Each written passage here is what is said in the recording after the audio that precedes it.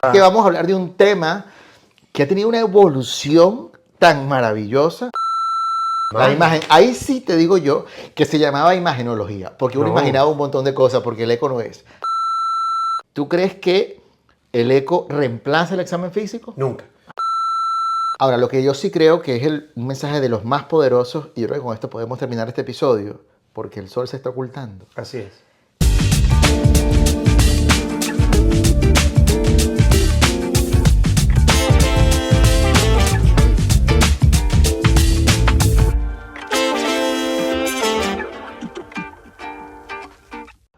Hola, ¿qué tal? Bienvenidos a este nuevo episodio de Doble Contraste, una conversación con dos puntos de vista y seguimos con esta serie de episodios que fueron grabados en La Coruña con mi excelentísimo amigo Dr. Luis Richard, donde vamos a conversar un poco acerca de la ecografía.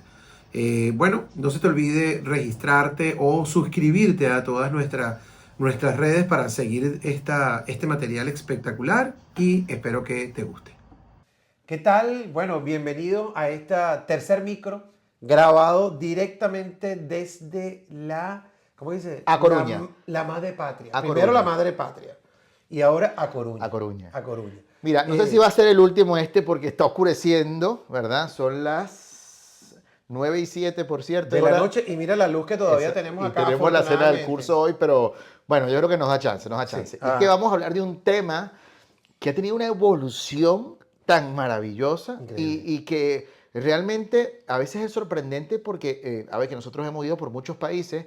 En Venezuela se manejaba muy bien, en Chile lo manejan muy bien, pero hay otros países que no se maneja tanto o quizás no, el cirujano no lo maneja tanto, el cirujano de emergencia. Vamos a hablar de ecografía en el paciente con trauma. Y esto va a iniciar echándome el cuento de, en el llanito en aquellas épocas, Pablo, de residente. ¿Cómo hacían el eco? ¿Cómo era la cosa? Mira, eso, qué bueno que me dices, ¿no? Y me cae de improviso lo que me estás diciendo y me trae tremendos recuerdos. Resulta cuando yo llego al Luciani, y bueno, mucha gente puede dar testigo de esto, Luis Viva, todas estas personas que estaban en ese momento, un saludo para todos ellos, es que al doctor Fernando Rodríguez Montalvo, en paz descanse, le regalaron, el urológico San Román le ha regalado un eco, que por cierto creo que Luis fue a buscarlo, o sea, porque tú sabes, aquí te tengo el eco, ven a buscarlo. Una proeza. Pero aquel eco era, Luis, como literalmente una lavadora. O sea, era una cosa, era una caja inmensa con un monitor, como si fuera un televisor. Estos televisores, claro, que, no los planos, sino estos televisores que tenían atrás, grandote. Los culones. Los culones. Mira, exacto. que en el libro de trauma, en el libro azul, hay una foto, ¿verdad? Que está el eco ahí, una cosa. Claro. Una nevera. Porque ese eco en ese momento había quedado desactualizado. Estamos hablando hace 20 años. No digas fecha. Que había quedado desactualizado y entonces resulta que lo donaron, el urológico lo donó. Y ese eco, como lo trajo el doctor Rodríguez, pues estaba como al mando de cirugía 3. Claro, eran un cónclave del eco ahí. Entonces, ¿qué pasaba? Que habían dos cosas que nosotros teníamos que hacer como residente de primer año al principio. Era que cuando teníamos turno por el servicio, que eran los días miércoles, las 12 horas, porque lunes cirugía 1, martes cirugía 2, miércoles cirugía 3. Y el viernes compartido. Era compartido porque exactamente era viernes en la mañana cirugía 3. Porque cirugía 1 jueves en la mañana, martes en cirugía 2. Exactamente. Arriba. Entonces uno como R1 tenía que bajar el eco que estaba guardado en el quinto piso, en el ¿cómo se llama? El centeno, el salón de reuniones de arriba.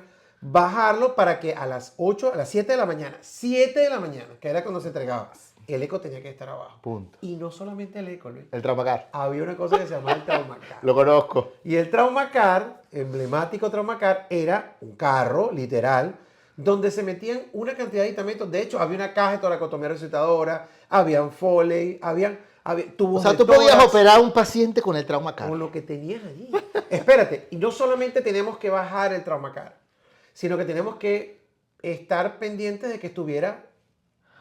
Eso era una central de suministro. Un inventario de que tuviera todo allí. Y entonces que te pedían algo, el lápiz electro, en ese momento que no es, buscan el Traumacar. Y en el Traumacar, de una u otra manera, tenía o sea, eso era como un mercado negro. Pues. Literal. Mira, pero era una manera, Luis, y por qué te interrumpa, era una manera que teníamos como para que las cosas funcionaran, Claro, ¿me entiendes? claro. O sea, en el fondo Sí, era sí, un tema sí. de que, bueno, apartando un poco de Traumacar, el eco lo teníamos allí. Y el eco era un mamutreto inmenso Ven que acá, teníamos y la que imagen, bajar. yo te digo, Y la la imagen. imagen, ahí sí te digo yo que se llamaba imagenología, porque uno No, imaginaba un montón de cosas, porque el eco no es. Ahora, después de esta historia maravillosa, que yo conocía algunas pinceladas, pero no tan a fondo, yo creo que Zoraida, Carlos Núñez tienen que escuchar este episodio, a juro, porque van a venir recuerdos a ellos. claro. ¿Qué ha pasado con el eco en los últimos años? Porque pues al principio acuérdate que FAST era, esa A de FAST era abdominal. Y después nos dimos cuenta que pudimos avanzar tanto que ahora es assessment y que ahora el eco se saltó del abdomen al tórax y que ahora, bueno, y que es parte del manejo inicial, ¿no? Que eso es vital. ¿Cuál crees tú, Pablo, que han sido los mayores avances o las mayores ventajas que tiene con respecto, por ejemplo, al traumatismo abdominal? ¿Qué punto de inflexión hubo antes y después del eco? Mira, totalmente. Empezando porque el eco pasó de estar en la valoración secundaria a estar en la valoración primaria. Por eso es que pregonamos en el curso de manejo integral y politraumatizado, que es la extensión del examen físico. Listo. Ahora, voy con esta polémica. ¿Tú crees que el eco reemplaza el examen físico? Nunca, nunca. El eco debe ser considerado igualmente. De hecho, por ahí hay una frase que el transductor del eco sustituye Al estetoscopio. al estetoscopio o el fonendo, como se dice Ajá. en Chile. Eso es falso. En la clínica del paciente, uno tiene que ver al paciente en un contexto global, que incluye muchas cosas. Ahora, que ha venido a formar parte importante, no solamente del diagnóstico, sino de la toma de decisiones, Toma de decisiones, con el paciente claro. con trauma. Y ese yo creo que es el punto más importante. Y que el eco dejó de pertenecer al radiólogo o al imagenólogo. Yo me acuerdo que había, y de hecho, yo no sé si todavía pudiera estar pasando esto, que existe un eco en la sala de emergencia del hospital que está guardado bajo llave y que solamente una persona tiene la posibilidad de tenerlo e inclusive sujeto a un horario. Imagínate. De 8, no, el eco tiene que Libre, ser, ahí, no. libertad. Y hoy, Luis, tenemos una facilidad enorme de que la ecografía se ha popularizado tanto que hasta en el teléfono Claro. podemos tener nosotros Sí, sí, el sí. traductor que tú conectas y tienes el Que bueno, el eco. en uno de los episodios pasados mencionaste algo del prehospitalario que lo manda por telemedicina y lo puede ver. Mira, Absoluto. y es algo, pues la verdad que sin restarle a la especialidad, nosotros hacemos algo muy sencillo con la ecografía, no hacemos algo, no sé, a ver, que en el trauma uno no se puede complicar. Absolutamente. Entonces, al final, la ecografía ha avanzado mucho, pero los preceptos siguen siendo más o menos lo mismo, ¿no? En el abdomen busca líquido libre, una respuesta Listo. dicotómica, si hay líquido, no hay líquido. De repente uno puede avanzar un poco más y te ayuda a ver, por supuesto, el diámetro de la vena cava Claro. o la compliance de la vena cava, sobre todo en trauma para hacer el descarte de choque obstructivo versus choque hemorrágico y todo aquello. Ahora bien, Pablo, te digo algo. Cuando uno tiene un recurso, como la ecografía, como la tomografía, Claro. que te acostumbras a ella, que es parte de tu protocolo, pues nos pasó en Venezuela que dejamos de tenerla. Es difícil. Eso te voy a contar esta historia. Eco, ¿verdad? Traumas abdominales, eco. Para nosotros es dos Claro. vías periféricas, está. FAS positivo, negativo, vale. ¿qué es lo que es? Paciente inestable, FAS positivo, quirófano. Paciente estable, FAS positivo, pero está estable, bueno, tomografía, manejo no operatorio. Hasta que un día se dañó el eco. Se dañó el eco. Entonces, ¿cómo hacíamos para diagnosticar? ¿Cómo hicimos? Bueno, volvimos al pasado, que es el presente todavía para algunos. Y empezamos a hacerla. Recibí yo la guardia, ponte, a las 7 de la noche. 18 pacientes pendientes de traumatismo toracoabdominal cerrado. Y yo digo, ¿pero y qué tiene pendiente? El FAST. Es que no nos podemos dar de alta porque el protocolo dice que tal. Y le digo, pero ven acá, ¿cómo vas a entregar 18 pacientes para FAST? Claro. Tal? No, que tal. Le digo, no, entonces bueno, voy a mencionar otra vez a José Félix. Llegó y dijo, ¿cómo? Vamos, no vale. Lavado peritoneal. Se volvimos al pasado y lo aprendí yo a hacer ahí con él, porque ya yo no, eso no se enseñaba, el lavado peritoneal. Entonces, bueno, nada, 18 lavados peritoneales hicimos ahí. Ahí fue donde tuviste la experiencia de lavado peritoneal. Bueno, más nunca la tuve porque al día siguiente ya hubo eco. Pero era como lo dijo Guille en una oportunidad que tuvimos de entrevistarlo, que él decía que hoy en día él eventualmente tiene que hacer lavado peritoneal, pero una especie de abreviado. Él dice como que un lavado peritoneal abreviado, porque ¿te acuerdas que el lavado Era un peritoneal protocolo. Era un protocolo. Escúchame, le metes la... Eh, No, y después la evaluación. Por eso digo, ¿cuántos eritrocitos? ¿Cuántos glóbulos cosas? blancos? ¿Cuánto tal? Después, el más positivo era si salía bilis, ¿te acuerdas? Claro, claro. Mira, entonces, esa fue otra que me dijo José Félix. Cuando yo me dio Yo ¿cómo se llama? decía eso, ¿no? Sí. El- Si yo decía, doctor, voy a ir yo teórico, no, obviamente, Claro. voy a ir al laboratorio a pedir los citoquímicos de los lavados peritoneales para ver los globos. ¿Te pasa? Vale. Ni acá. Búscame un periódico ahí, el Nacional.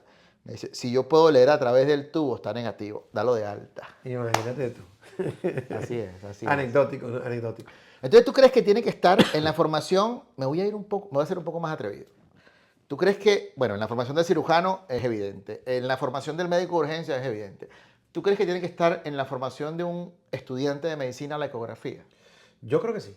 Por lo menos de los últimos años, yo creo que sí. Él tiene que de una vez irse familiarizando con estos métodos. Y ya que no sea algo extraño, algo extravagante el momento que comience a hacer su práctica clínica en un hospital, sino que ya... Bueno, pero sí, hemos hablado en el episodio pasado de que, lo que tú muy bien lo dijiste, de que está saliendo de la urgencia, está llegando a nivel prehospitalario el hecho de utilizar el eco. Ahora, lo que yo sí creo que es un mensaje de los más poderosos, y yo creo que con esto podemos terminar este episodio, porque el sol se está ocultando, Así es que no puede reemplazar al verdadero examen físico. O sea, hoy en día que estamos con el advenimiento de la inteligencia artificial, con el advenimiento de todas estas estrategias que nos mejoran mucho la parte clínica y la práctica clínica, el examen físico sigue siendo el examen físico. es. Y es lo que actualmente, no quiero saber el futuro, nos diferencia un poco de la inteligencia artificial. Entonces, la mayoría de los estudios donde la ecografía no ha funcionado es porque han olvidado la evaluación clínica. Es decir, no tomes una decisión basada solo en ecografía. Tu decisión Correcto. tiene que estar Integral. basada en la clínica, apoyada por la ecografía. Y otro mensaje muy poderoso es que la ecografía en el paciente con trauma es dinámica.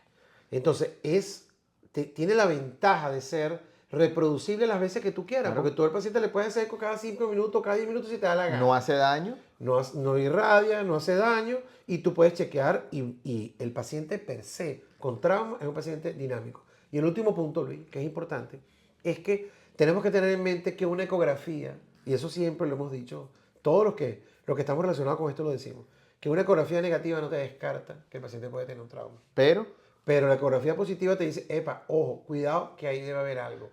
Entonces hay que tener mucho cuidado con eso. muy bien.